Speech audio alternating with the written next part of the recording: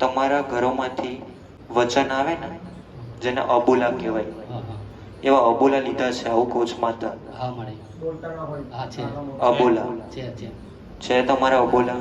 આ અબોલાના કારણે તમારી દેવી શક્તિઓ આજ તમારા ઘરમાં કૃપા નથી આપી શકતી. બરોબર. કારણ કે એક ગુનાનો પછતાવો તમને જ્યાં લગી ના થાય ને, ત્યાં લગીને કોઈ પણ સમાધાન કરેલું પણ હશે ને તો પણ બેકાર છે. કોઈ વચન લીધું હોય કે આ જગ્યા પર નહીં જવું, બરાબર, પણ એ જગ્યા ઉપર પાછા તમે જઈ આવો ને એટલે તમે તમારી કુળદેવીના ગુનેગાર કહેવાય. બરોબર. એટલે વચન અને અબોલાનું ખૂબ ધ્યાન રાખવું, ખાસ બધા માટે. હા, કોઈ એક માટે નહીં.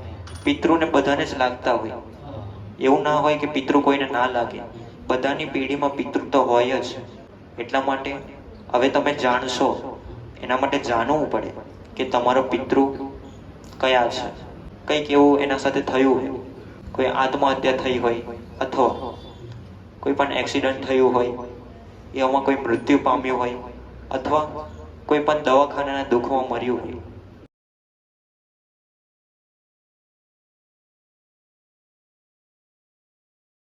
પ્રવીણભાઈ ક્યાંથી આવવાનું? ધાંગધ્રાથી. શેની માનતા રાખી હતી? માનતા નોકરી માટેની રાખી હતી, બદલી થયેલી હતી ને એ માટે. તો માનતામાં શું માન્યું હતું તમે? માનતામાં શ્રીફળ, ચૂંદડી, અગરબત્તીને 1 કિલો પેંડા, 1 વર્ષ સુધી દર રવિવારે 1 કિલો પેંડા, ચૂંદડીના 1000 રૂપિયા આપવા, મહિને એકવાર માને પગે લાગવા. અને તમે માનતા કોની માની હતી? ભરૂચ ધામના ભરૂચ ધામ મસાણી. મસાણી મેલડી માની. મારી અગાઉ જે માનતા હતી કે મેં એવી રીતે માનતા રાખેલી કે દર રવિવારે 1 કિલો પેંડા, મોટી ચૂંદડી, તે તમામ દર રવિવારે આપવું. તો મારી તમે માફ કરી લો અને દર મહિને દર્શન કરી જાય. મસાની મેલડી માત કી જય. રામ માળી રામ. નામ પ્રવીણભાઈ, ધાંગધ્રાથી આવું છું. મારી કુળદેવી ચાઉનમાં, ખોડિયારમાં, ઉગતા પોળની મેલડીમાં, મસાની મેલડીમાં એમના દીવા ચાલુ કરેલો. અઘોરી મહારાજનો વ્યવહાર કરી નાખ્યો. મારી અમારા વડવાઓ ક્યારથી કુળદેવીને ભૂલી ગયા તેનો ઇતિહાસ. તમારો ઇતિહાસ જાણવો છે તમારા? તો તમારા વડીલો છે ને, તમારા જૂના વડીલો, એટલે આજથી લઈને તમારી પેઢીમાં, તમારી પેઢી આજની નથી, આજથી લઈને 5 થી 6 કહેવાય ને, 6 પેઢી જૂની વસ્તુ છે, બધી જૂની બધી વાતો છે. તો તમારા વડીલોમાં કેવું હતું પહેલા ખબર? કે તમારા મૂળ વડીલો 2 હતા, એમાંથી 2માંથી એક ભાઈનો વસ્તાર નહોતો. એમાં એક ભાઈની વસ્તી કહેવાય, એમાં એક ભાઈનો વસ્તાર આવે. એક ભાઈની વસ્તીમાં એક ભાઈનો વસ્તાર, અલગ અલગ ભાઈઓ થયા. એક કુટુંબમાં 5 ભાઈ થયા ને બીજા કુટુંબમાં 3 ભાઈ. એવી રીતે તમારી વસ્તી બદલાયા કરી. પણ તમારી મૂળ વસ્તી હતી ને, તમારી જૂની વસ્તી, કે એ તમારા કુળદેવીના સમયની, ત્યારે એ તમારી કુળદેવીના સમયની જે પણ કંઈક વસ્તી હતી ને, એ નદી કાંઠે રહેતી ને એ જગ્યા પર એમના ઘરો હતા પહેલાના સમયમાં. તમારા જે જૂના વડીલો ખરા ને, એ શિવજીને વધારે માનતા, શિવજીની વધારે ભક્તિ કરી. શિવજી ખરા ને, તો શિવજીની કૃપા તમારા ઘરમાં જો પડી જાય, જો તમે શિવજીને માનતા થઈ જાઓ ને વધારે, તો કારણ કે મુખ્ય, જો તમે શિવજીની ભક્તિ વધારે કરશો ને તો શિવજી કૃપા આપશે. એટલે શિવજીની વધારે ભક્તિ કરવી. કેમ? કારણ કે તમારા વડીલોએ કરેલી છે, તમારા જૂના વડીલોએ. પણ ધીમે ધીમે વસ્તી આગળ આવી ને તો બધા અલગ અલગ થઈ ગયા. અને જ્યારે અલગ અલગ થઈ ગયા ને એટલે દેવી શક્તિ અલગ અલગ થઈ ગઈ, બધે વેચાઈ ગઈ. કોઈમાં હંપ ન મળે. આજે તો આજ બધા અલગ અલગ નહીં, અલગ અલગ. એટલે પેલા મૂળ તો તને એક વસ્તુ બતાવીશ તો ખબર પડશે. તમારા ઘરોમાંથી વચન આવે ને, જેને અબોલા કહેવાય, એવા અબોલા લીધા છે, આવું કોચ માતા. હા મળે. હા છે. અબોલા છે. છે તમારા અબોલા. આ અબોલાના કારણે તમારી દેવી શક્તિઓ આજ તમારા ઘરમાં કૃપા નથી આપી શકતી. બરોબર. કારણ કે જો તમે કોઈ અબોલા લીધા હોય, કોઈ વચન લીધું હોય કે આ જગ્યા પર નહીં જવું, બરાબર, પણ એ જગ્યા ઉપર પાછા તમે જઈ આવો ને એટલે તમે તમારી કુળદેવીના ગુનેગાર કહેવાય.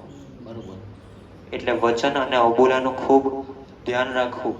તમારી કુળદેવીને માફી માંગજો અને આ વચન અને અબોલાના ચણ ધારી લેજો અને એટલા નાખજો જેથી એ ગુનો માફ થાય. બરોબર. કારણ કે એક ગુનાનો પછતાવો તમને જ્યાં લગી ના થાય ને ત્યાં લગીને કોઈ પણ સમાધાન કરેલું પણ હશે ને તો પણ બેકાર છે. એટલે આટલું ચાલુ કરજો. પછી મારી પિતૃ પૂર્વજમાં પિતૃ પૂર્વજ હા, કઈ સમાધાન બતાવ નથી આજ લગીને ના. પિતૃ પૂર્વજનું? ભલે કઈ વાંધો નહીં. બીજું કે તમારા પિતૃનું હોય તો ખાસ બધા માટે, હા, કોઈ એક માટે નહીં. પિતૃને બધાને જ લાગતા હોય. એવું ના હોય કે પિતૃ કોઈને ના લાગે. બધાની પેઢીમાં પિતૃ તો હોય જ. એટલા માટે હવે તમે જાણશો, એના માટે જાણવું પડે કે તમારો પિતૃ કયા છે.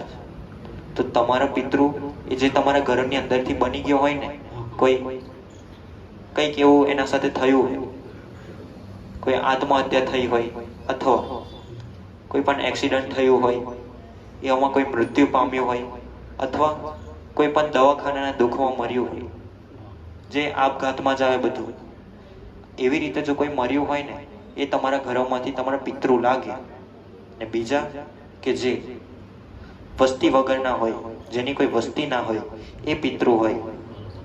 હવે એવા પિતૃ અને એવા પૂર્વજ આજ લગીને તમે કેટલા એવા પિતૃ પૂર્વજ હોય, કારણ કે તમારી પેઢીમાં તો ખાસા વર્ષો જૂનું બધું લાગતું હોય. કારણ કે એક તો જન ના મર્યું હોય ને, એવા કેટલા હજારો લાખો મર્યા હોય એવા વ્યક્તિ, એવા મનુષ્ય. એટલા માટે તમારા પિતૃને એક પવિત્ર સ્થાન તમારા ઘરની અંદર આપવું. બરોબર. ઊભી વાટનો દીવો કરવાનો તમારા ઘરની અંદર, હા, મારી બરાબર, અને એને જમાડવાનો. મારી હમણાં નુકસાન બહુ ગયું. બંને ગાડીની એક્સિડન્ટ થયો, પછી મોટી ગાડીનું એન્જિન ફેલ થઈ ગયું. સદી માતા, આ સદી માતા તમારા વડીલોના સમયની જ, તમારી પેઢીની સદી માતા છે, કઈ બહારથી આવેલી નથી. આ સદી માતા તમારી પેઢીમાં લાગે. આ સદી માતાને એક વખત જો બેસાડીને પૂજા ભક્તિ ચાલુ કરશો ને, એટલે ધીમે ધીમે તમારા ઘરમાં પરિવર્તન આવશે. નુકસાન નાખવા વાળી હોય તો સદી માતા, બરોબર. બરાબર, સદી માતાને પૂર્વજ ચાલુ કરજો. હમણાં હાલ તો અગરબત્તી જ બતાવી છે, એટલા માટે અગરબત્તી કરજો. ને પિતૃનો તો તમારે દીવો કરવાનો થાય. એક કામ કરજો, તા ઘરની બહાર 2 અગરબત્તી સદી માતાની ચાલુ કરજો. બરાબર, સદી માતાનું ઘરની બહાર કરવું. 2 અગરબત્તી ખાલી કરવાની, બરાબર, એને પ્રાર્થના કરવાની દરરોજ. બરાબર. હવે સદી માતા તમારું સારું કરે તો પછી તમારે એનું સમાધાન કરવું પડશે.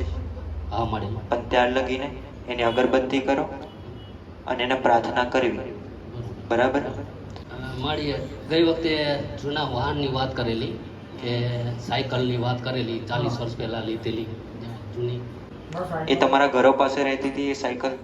સાયકલ જૂના ઘરો પાસે એટલે અમારા ઘરે અમે જ લીધેલી, વેચાતી લીધી હતી. વેચાતી લીધી હતી? હા. ભલે, કઈ વાંધો નહીં. હમણાં હાલ તમે ચોખ્ખા નીતિ નિયમ પાડો છો તમારા ઘરમાં? હા, મારી. તો એ ચોખ્ખા નીતિ નિયમ પાડી રાખજો. હા. બરાબર. બીજા જેટલા દેવી દેવતાનું સમાધાન બતાવ્યું એ કરો જ છો ને તમે? હા, ચાલુ છે. તે ચાલુ રાખજો. અને હવે કેવું છે કે તમે તમારી જ્યારે ઈચ્છા હોય ને ત્યારે તમારે જમાડી શકો. જરૂરી નથી કે તમે કોઈ પણ જાતનું નવરાત્રિ હોય અથવા કોઈ પણ હોય વાર તહેવાર, જરૂરી નથી કે એ જ સમયે તમે જમાડી શકો. તમારો ભાવ જ્યારે હોય ત્યારે તમે જમાડી શકો. બરાબર.